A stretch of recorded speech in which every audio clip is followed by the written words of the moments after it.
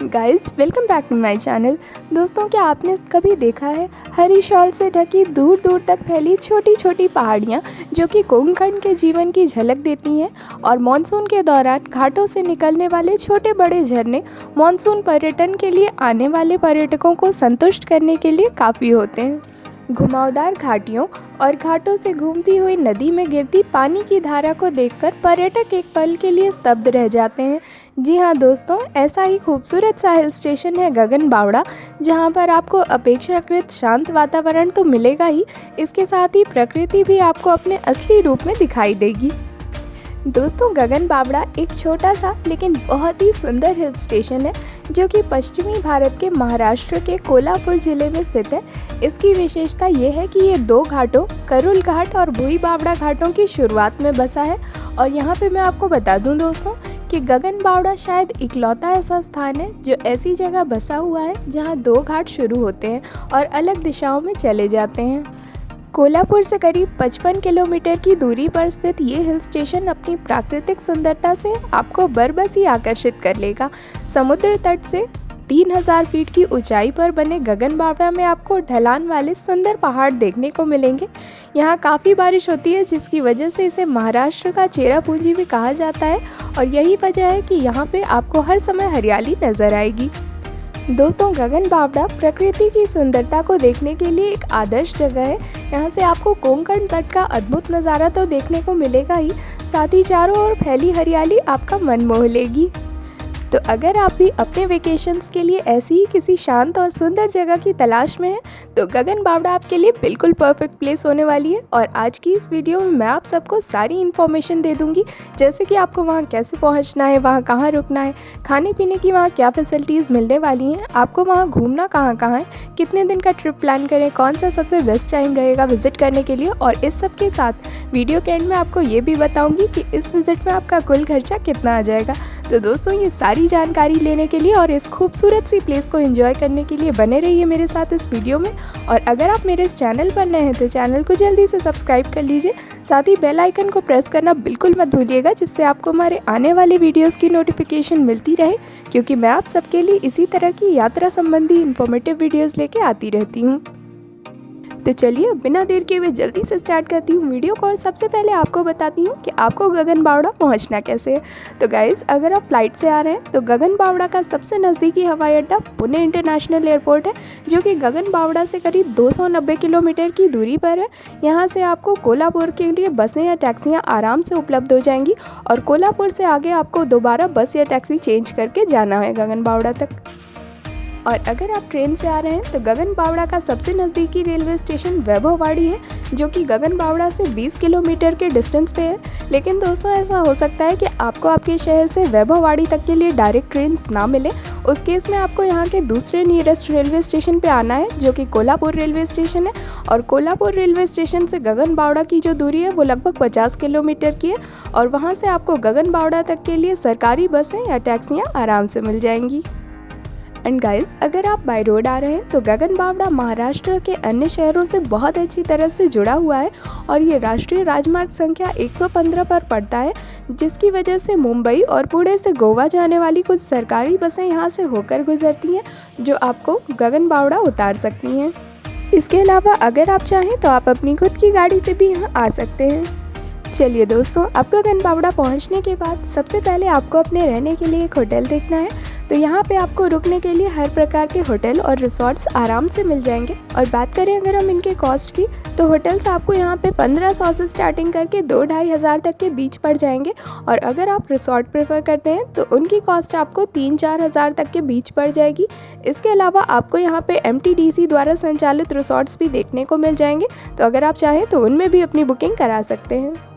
और बात करें अगर हम यहाँ खाने की, तो आपको यहाँ खाने पीने की एज सच कोई दिक्कत नहीं आने वाली है, क्योंकि यहाँ जितने भी होटल्स और रिसोर्ट्स हैं वो सभी खाना प्रोवाइड करते हैं। तो आप जिस भी होटल में ठहरे हैं वहाँ पे आप खाना ऑर्डर कर सकते हैं। इसके अलावा आपको यहाँ पे काफ़ी सारे रेस्टोरेंट्स और कैफ़ेज़ भी देखने को मिल जाएंगे, जिनमें आपको महाराष्ट्रियन डिशेज़ के साथ साथ नॉर्थ इंडियन, साउथ इंडियन और चाइनीज़ कुजीन्स का स्वाद भी चखने को मिल जाएगा। चलिए दोस्तों, अब जल्दी से जान लेते हैं कि आपको यहाँ पे घूमना कैसे है। तो यहाँ घूमने फिरने के लिए आप लोकल टैक्सी हायर कर सकते हैं। इसके अलावा अगर आप अपनी खुद की गाड़ी से आ रहे हैं तो आप उससे भी घूम सकते हैं, क्योंकि यहाँ रोड्स की कंडीशन काफ़ी अच्छी हैं। और यहाँ घूमने फिरने में सबसे पहले आप विज़िट कर सकते हैं गगनगढ़ का किला। ऐसा माना जाता है कि इस किले का निर्माण शिलहारा वंश के राजा भोज द्वारा किया गया था। इस किले को बनाने का उद्देश्य ये था कि करुल घाट और भुई बावड़ा घाट पर एक साथ नज़र रखी जा सके। और दोस्तों, 12वीं सदी में बने इस किले के अब अवशेष ही बचे हैं। हालांकि कई जगह आपको इसकी बाहरी दीवारें अभी भी ठीक ठाक कंडीशन में नज़र आएंगी। और गगन बावड़ा से लगभग 1 किलोमीटर की दूरी पर स्थित इस किले में आपको एक भवानी मंदिर और एक मस्जिद बनी हुई देखने को मिल जाएगी। वर्ष 1658 में छत्रपति शिवाजी महाराज ने इस किले को ले लिया था। हालांकि बाद में अंग्रेज़ों के शासनकाल में यहाँ उनकी एक रेजिमेंट बना दी गई थी। और इस किले के अलावा आपको यहाँ पे कुछ प्राकृतिक गुफाएं देखने को मिल जाएंगी। ऐसा कहा जाता है कि अपनी तपस्या के शुरुआती दिनों में गगनगिरी महाराज ने इन्हीं में से एक गुफा को अपना निवास बना लिया था, जो आज गर्भगृह के नाम से जाना जाता है। और यहीं पर रहकर वो ध्यान लगाते थे और अपनी तांत्रिक विद्या का काम करते थे। आज भी वहाँ पे उनका एक मंदिर बना हुआ है और एक आश्रम है, जहाँ दूर दूर से श्रद्धालु पूजा करने के लिए आते हैं। लेकिन दोस्तों, यहाँ पे मैं क्लियरली आपको बता दूं कि गगनगढ़ किले तक पहुँचने के लिए आपको ट्रैकिंग करके जाना होगा। और ये ट्रैकिंग बहुत ही खूबसूरत होने वाली है, क्योंकि आप आसपास की सुंदरता का आनंद ले सकेंगे इसमें। और ऊपर पहुंचकर आप चारों ओर फैली हरियाली और नीचे की प्राकृतिक सुंदरता का अविश्वसनीय दृश्य देख पाएंगे। तो अगर आप चलने फिरने में असमर्थ हैं या फिर आपके घुटनों में तकलीफ है, तो आपको इस जगह को स्किप कर देना चाहिए। एंड गाइस, इसके बाद आप विज़िट कर सकते हैं करुल घाट और भुई बावड़ा घाट। ये 2 घाट सबसे सुंदर मार्गों में से एक है, जो गगन बावड़ा से निकलते हैं और दक्कन के पठार को महाराष्ट्र के तटीय क्षेत्र कोंकण से जोड़ते हैं। और यहाँ पे मैं आपको बता दूं दोस्तों कि करुल घाट वैभववाड़ी की ओर उतरता है और इसकी लंबाई लगभग 19 किलोमीटर की है। यहाँ पे रोड्स की कंडीशन काफ़ी अच्छी है और ये मार्ग आगे तलेरी तक जाता है और NH-17, जो कि आपका मुंबई गोवा राजमार्ग है, उससे मिलता है।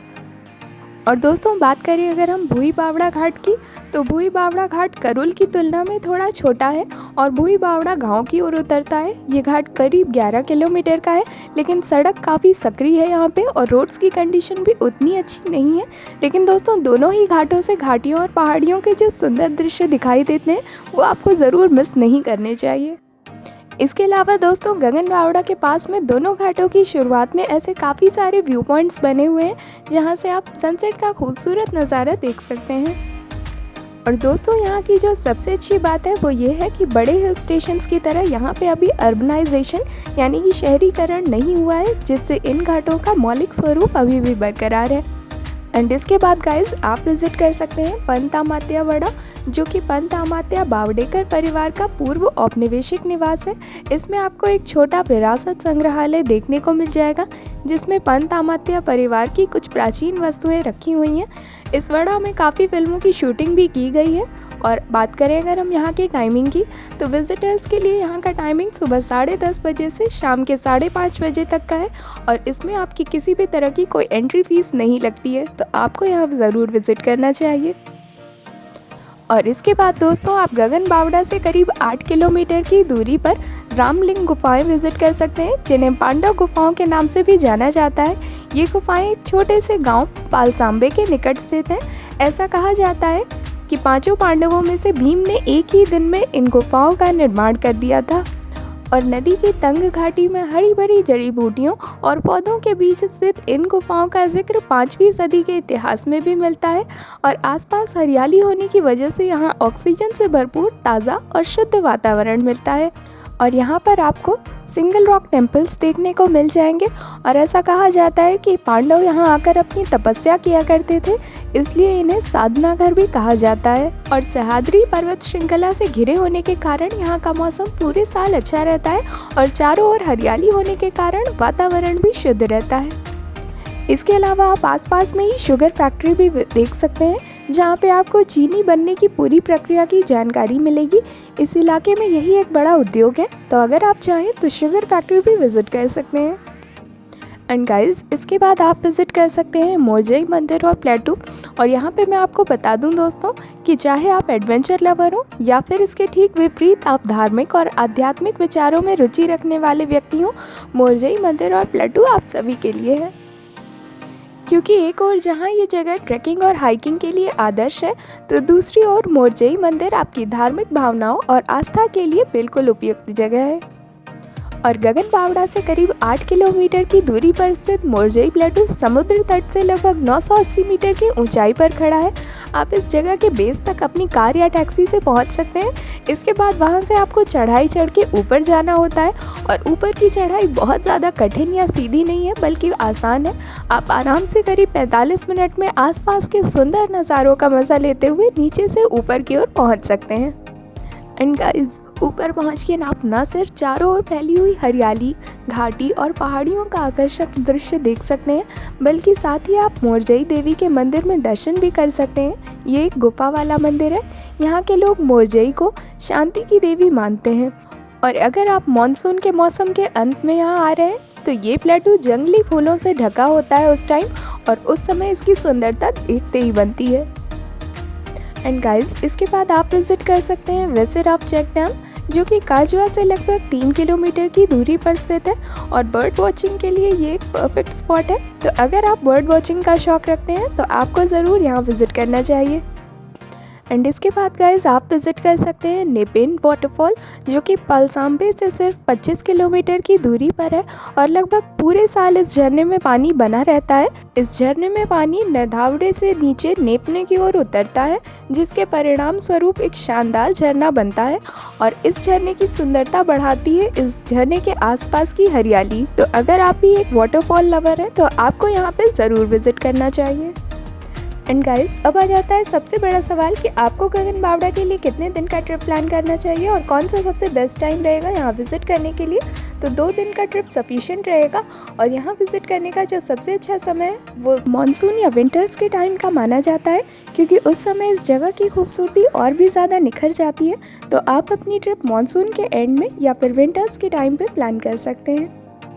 और बात करें अगर हम बजट की, तो गगन बावड़ा की इस ट्रिप में आपको ऑन एन एवरेज 3500 से 4000 रुपये एक दिन का खर्चा आ जाएगा। और इस बजट में मैंने आपके फ़्लाइट, ट्रेन या बस के टिकट का किराया इंक्लूड नहीं किया है, वो आप अपने अकॉर्डिंग इसमें ऐड कर सकते हैं। इस बजट में मैंने सिर्फ आपके होटल, खाने पीने और लोकल ट्रांसपोर्ट का खर्चा इंक्लूड किया है। और यहाँ पे मैं आपको बता दूँ दोस्तों कि ये बजट उस केस में है अगर आप यहाँ पे होटल में स्टे करते हैं। अगर आप यहाँ पे स्टेकेशन के प्लानिंग से आ रहे हैं तो मेरा सजेशन आपको ये रहेगा कि आपको अपना स्टे रिसोर्ट में करना चाहिए। और अगर आप रिसोर्ट लेते हैं तो उस केस में आपका ये बजट थोड़ा और बढ़ जाने वाला है। तो दोस्तों उम्मीद करती हूँ आपको वीडियो पसंद आई होगी। वीडियो अच्छी लगी है तो इसे लाइक कर दीजिए। साथ ही कमेंट बॉक्स में मुझे कमेंट करके बताइए कि आप और किन किन प्लेसेस के ऊपर वीडियोस देखना चाहते हैं। और अगर आपके मन में किसी भी तरह की कोई भी क्वेरी है तो आप मुझे मेरे इंस्टाग्राम पेज पे फॉलो करके वहाँ पे अपनी क्वेरीज डायरेक्टली मुझसे पूछ सकते हैं। मैं वहाँ ज़रूर रिप्लाई करूँगी आपको। और मेरे इंस्टाग्राम और फेसबुक पेज दोनों का ही लिंक आपको नीचे डिस्क्रिप्शन बॉक्स में देखने को मिल जाएगा। और मैं मिलूँगी जल्दी आप सबसे अगली वीडियो में एक और नई डेस्टिनेशन के साथ। Till then, stay happy, stay fit and keep traveling.